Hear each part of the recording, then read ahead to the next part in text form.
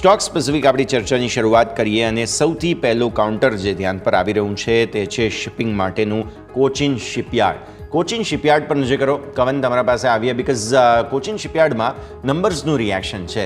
શરૂઆતી 6% તેજી હતી, છેલ્લે પછી 3-4% રહી ગઈ, પણ નંબર્સ બહુ જ સારા આવ્યા છે. નફો, આવક બધું જ તમે જુઓ તો સરસ તેજી તમને જે છે તે અહીંયાની ખાસ જોવા મળી. માર્જિનમાં સારો સુધારો છે. તો આ પરિસ્થિતિમાં બહુ ઇન્ટરેસ્ટિંગ એક્શન તમને કોચિન શિપયાર્ડમાં જોવા મળ્યું. કવન, ચાર્ટ્સ કેવા લાગે તમને?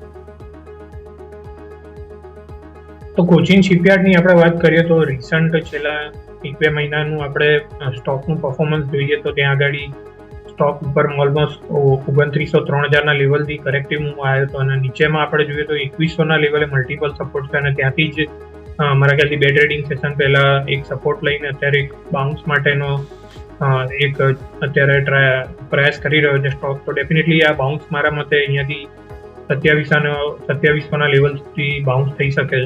તો કરન્ટલી તો આપણે અહીંયા બાઉન્સ માટે પ્લે કરી શકીએ છીએ, કેમ કે થોડું લોંગર ટર્મમાં જોઈએ તો સ્ટોકનું આઉટ પરફોર્મન્સ સ્ટોકમાં એક વર્ટિકલ રેલી જોવા મળી છે. તો વર્ટિકલ રેલી પછી ઘણીવાર સ્ટોક 6 મહિનાથી વર્ષ ઘણીવાર કન્સોલિડેશન થતો હોય છે. તો અહીંયાથી મોટા અત્યારે લેવલ્સ માટે તો આપણે અત્યારે પ્રિડિક્ટ નહીં કરીએ, પરંતુ 2700ના લેવલ્સ માટે ડેફિનેટલી એક બાઉન્સ પ્લે કરી શકાય.